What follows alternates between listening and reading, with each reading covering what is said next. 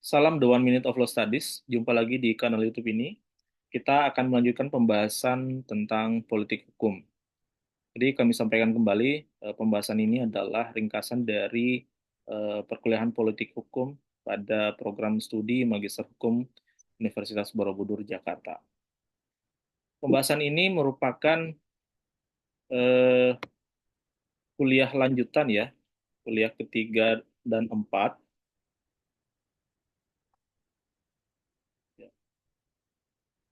Ini perkuliahan 3 dan 4.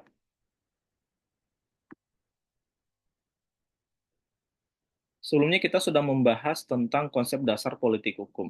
Nah, pada episode ini kita akan bahas lebih lanjut ya mengenai konsep-konsep lain di dalam politik hukum. Yang pertama adalah berkaitan dengan sejarah politik hukum nasional. Setelah memperhatikan berbagai literatur ya dan pembahasan dari para pakar, saya menyimpulkan setidaknya ada 4 periode atau masa di mana politik hukum nasional kita dibentuk dan berkembang hingga seperti saat ini. Jadi ada 4 klaster ya, ada 4 klaster atau kelompok masa atau periode tumbuh dan berkembangnya politik hukum nasional. Yang pertama adalah periode awal kemerdekaan. Jadi di periode ini Indonesia baru saja meraih kemerdekaan dan merupakan tonggak awal pembentukan sistem hukum nasional.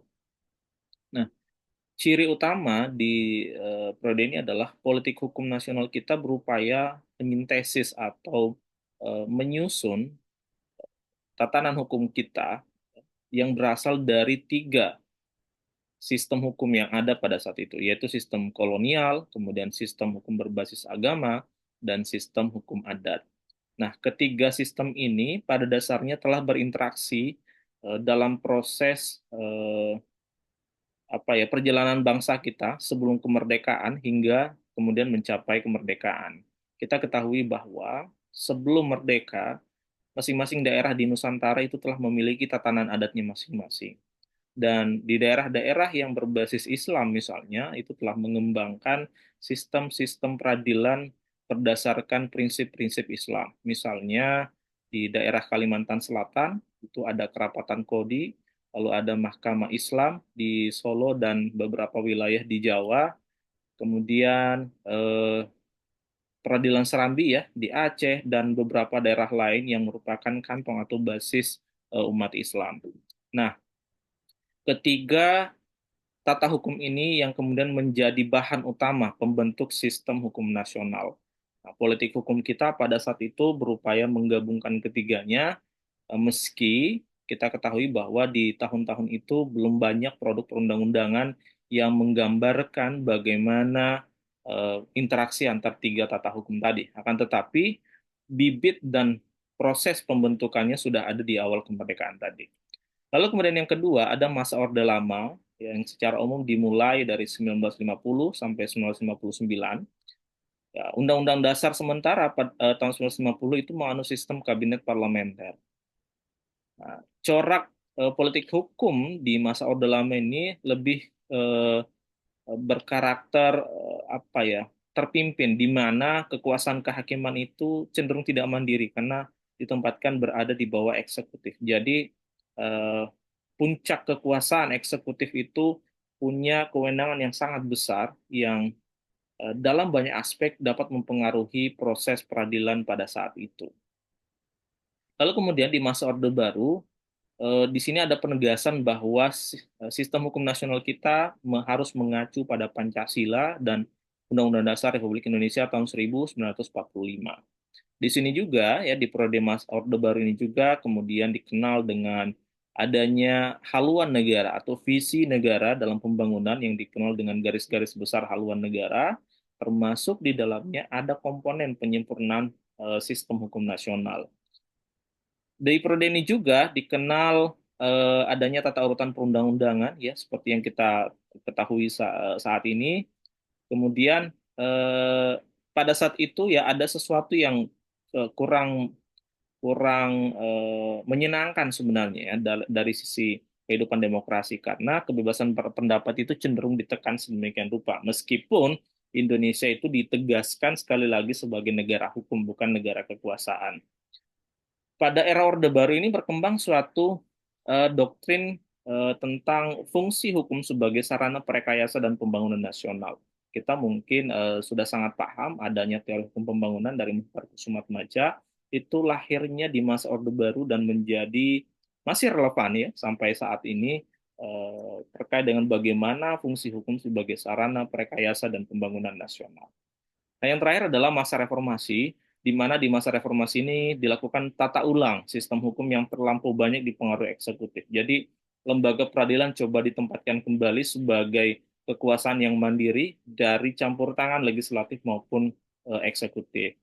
Di periode ini juga keran kebebasan berpendapat dibuka seluas-luasnya, ya, yang ditandai dengan pembentukan banyaknya partai politik baru yang menjadi peserta pemilu, kemudian adanya penyatu atapan lembaga peradilan.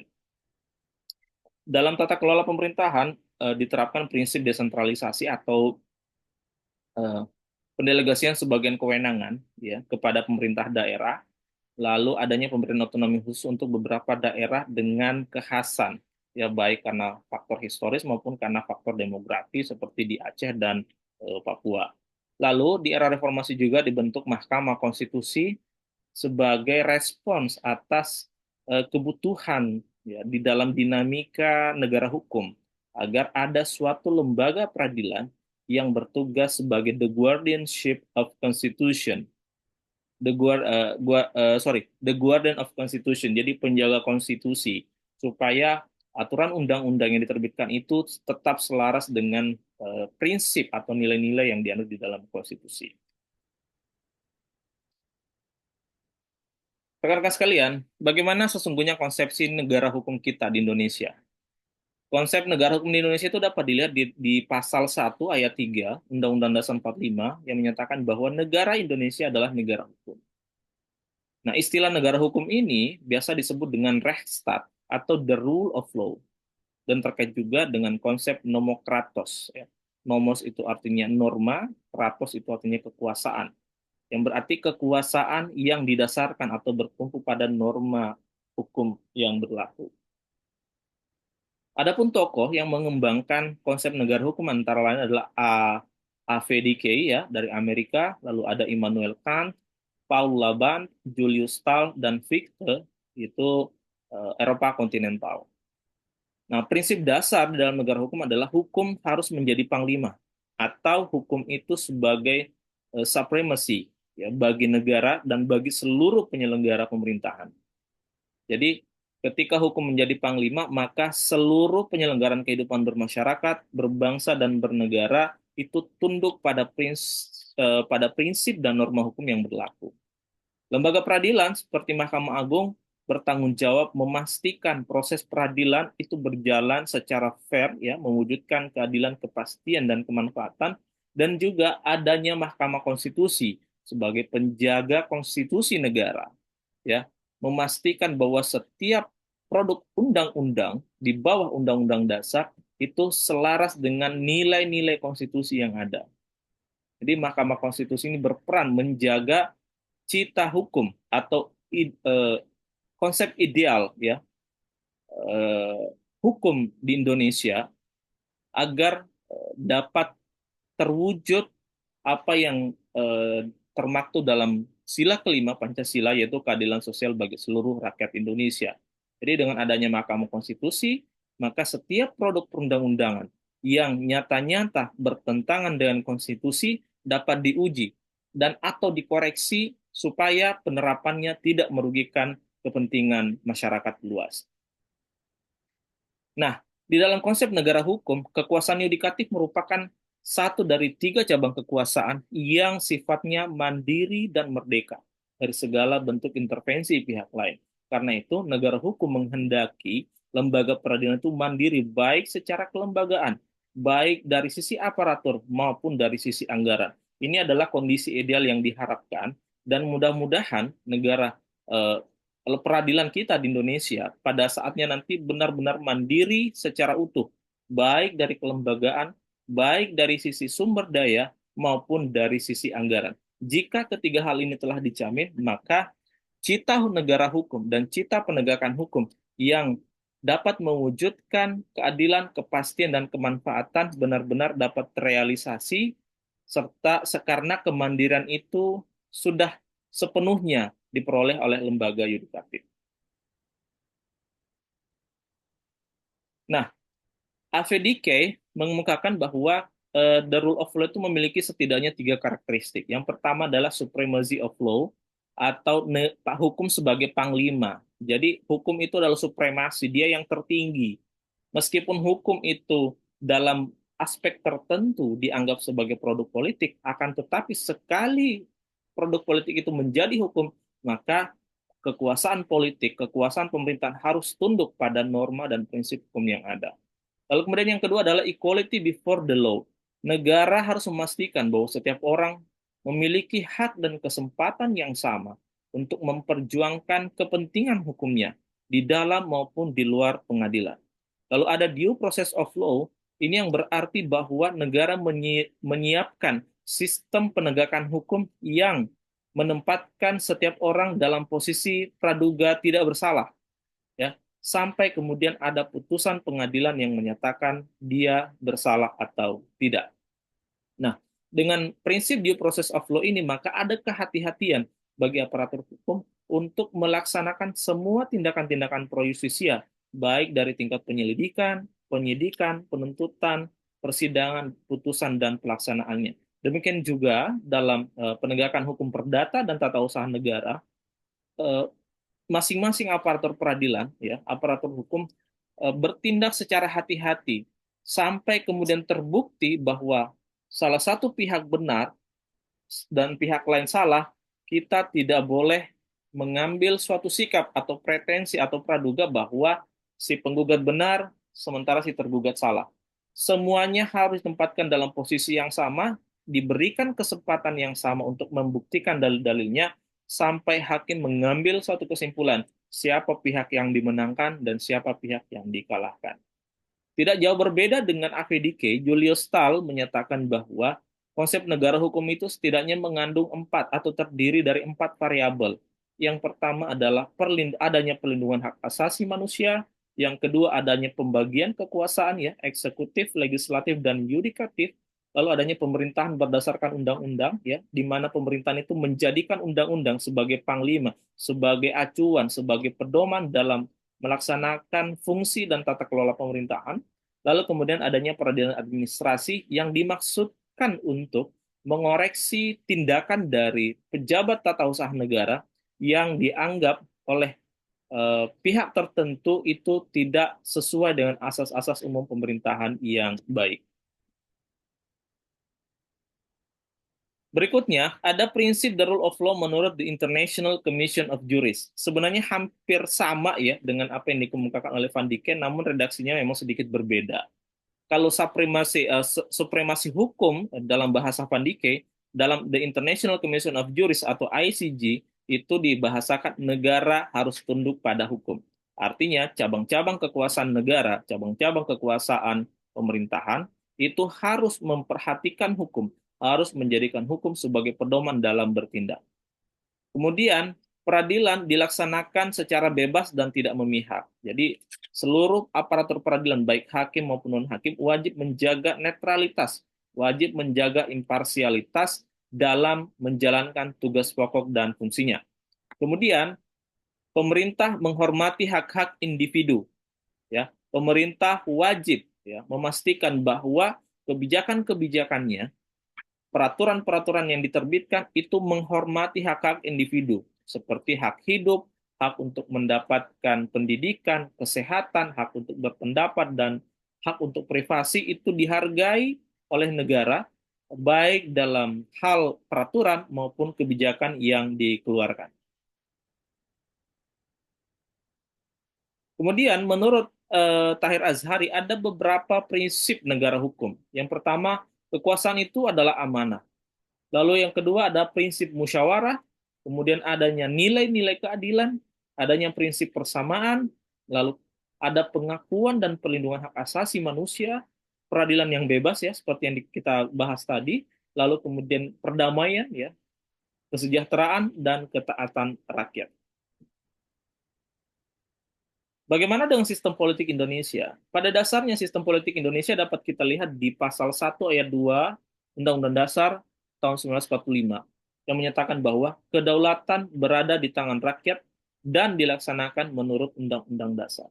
Jadi sistem politik kita sudah menempatkan bahwa pemegang kedaulatan tertinggi adalah rakyat, yang kemudian rakyat ini diwakili oleh para wakilnya di parlemen, dan pemerintah eh, yang menjalankan kekuasaan itu wajib memperhatikan kepentingan rakyat sebagai prioritas utama dalam menyusun peraturan maupun menyusun kebijakan-kebijakan yang berdampak pada masyarakat luas. Sistem politik di Indonesia menganut prinsip demokrasi, yaitu dari, oleh, dan untuk rakyat. Nilai dasar demokrasi Indonesia merujuk pada Pancasila yang memuat 5 sila yang mewakili cita hukum dan falsafah hidup seluruh rakyat Indonesia. Karena itu, sistem demokrasi kita sering juga disebut dengan demokrasi Pancasila. Prinsip dasarnya adalah rakyat merupakan pemegang kekuasaan tertinggi negara, diwakili oleh anggota parlemen. Kemudian dalam demokrasi Pancasila ada pemisahan kekuasaan atau separation of power untuk memperkuat mekanisme saling kontrol antar pemegang kekuasaan negara, the checks and balances. Prinsip penyelenggaraan pemerintahan dalam sistem demokrasi kita ada dua, yaitu sentralisasi dan desentralisasi, termasuk di dalamnya adanya pemberian otonomi khusus atau keistimewaan berdasarkan pertimbangan histori atau sosiologi. Tujuan akhir yang dicapai dan sistem politik kita apa? Ya, di dalam sila kelima Pancasila, itulah tujuan akhir yang ingin dicapai dalam sistem politik kita. Keadilan sosial bagi seluruh rakyat Indonesia. Nah, kita masuk ke paradigma politik dan hukum. Muncul satu pertanyaan, apakah politik yang mempengaruhi hukum atau hukum yang mempengaruhi politik? Pada dasarnya ada dua pendapat, ya seperti pendapat yang tadi. Yang pertama tadi, politik itu mempengaruhi dan membentuk hukum. Jadi kalau kita lihat di sini ya, adanya tanda panah kuning ini, politik ini mempengaruhi hukum. Sementara dalam pandangan lain mengatakan hukum itu mempengaruhi politik. Nah, akan tetapi semakin ke sini kita melihat bahwa politik dan hukum itu sesungguhnya memegang peranan yang sama pentingnya, memegang peranan yang sama kuatnya dalam membentuk tatanan hukum Indonesia. Sehingga saya sendiri berpendapat bahwa hukum dan politik itu memiliki hubungan yang disebut dengan interdeterministik. Jadi saling mempengaruhi. Mungkin dalam aspek tertentu politik cenderung lebih dominan daripada hukum. Di dalam aspek lain hukum lebih dominan daripada sistem politik itu sendiri. Konfigurasi politik dan karakter hukum menurut Profesor Mahfud MD itu ada dua, setidaknya ada dua. Jika konfigurasi politiknya demokratis, maka produk hukumnya bersifat responsif dan atau populistik. Demokratis maksudnya adalah sistem politik itu, pemerintahan dalam secara khusus itu yang kita maksud adalah pemerintahan. Jika pemerintah itu demokratis, mau menerima aspirasi dari masyarakat, mau menerima kritikan, masukan dari lembaga-lembaga lain atau stakeholders terkait, maka produk-produk hukum yang dihasilkan itu cenderung responsif atau tanggap dengan kebutuhan berhukum masyarakat. Berbeda ketika konfigurasi politiknya otoriter, maka produk hukumnya cenderung represif, ya, menekankan pada otoritas, menekan, ya, memaksa masyarakat untuk ikut pada sistem atau tata nilai di dalam aturan tersebut, meskipun masyarakat sebenarnya tidak menghendaki itu. Jadi dalam si konfigurasi politik yang otoriter ini, yang ingin dikedepankan adalah mempertahankan status quo, sehingga produk hukumnya cenderung konservatif. Tetapi kalau demokratis, dia tidak mempertahankan status quo, justru mendorong perubahan karena adanya pergeseran paradigma, pergeseran dinamika di masyarakat yang memerlukan tatanan baru yang lebih kompleks, yang lebih responsif.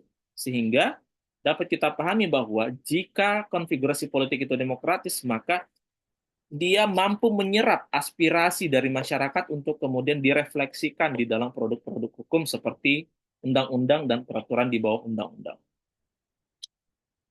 Lalu kemudian bagaimana cita negara hukum Indonesia? Salah satu yang menarik adalah pendapat Profesor Jimli Asyidiki yang menyatakan bahwa setidaknya ada 13 ya variabel dari cita hukum Indonesia atau hal yang ingin kita capai dari cita hukum Indonesia. Yang pertama adalah supremasi hukum, kemudian yang kedua adanya persamaan di muka hukum, lalu ada asas legalitas, kemudian pembatasan kekuasaan, adanya organ negara yang independen ya, yang independen dalam menjalankan tugas pokok dan fungsinya, ya menjalankan berdasarkan prinsip-prinsip yang ada, tidak terpengaruh dengan fatsun atau tekanan-tekanan politik tertentu, ya. Kemudian ada peradilan bebas dan tidak memihak, kemudian adanya peradilan administrasi, lalu adanya peradilan tata negara ya, yang kita ketahui itu Mahkamah Konstitusi, kemudian adanya perlindungan HAM. Isu HAM ini isu yang sangat sensitif dan negara punya tanggung jawab untuk memastikan bahwa setiap tindakan pelanggaran HAM itu harus diproses sebagaimana mestinya demi terwujudnya rasa keadilan bagi setiap korban atau keluarga korban. Kemudian adanya pemerintahan demokratis ya. Pemerintahan demokratis ini seperti yang kita katakan tadi, pemerintahan yang bersedia menyerap masukan dari masyarakat. Karena bagaimanapun hukum itu sebenarnya harus mendapatkan feedback dari masyarakat.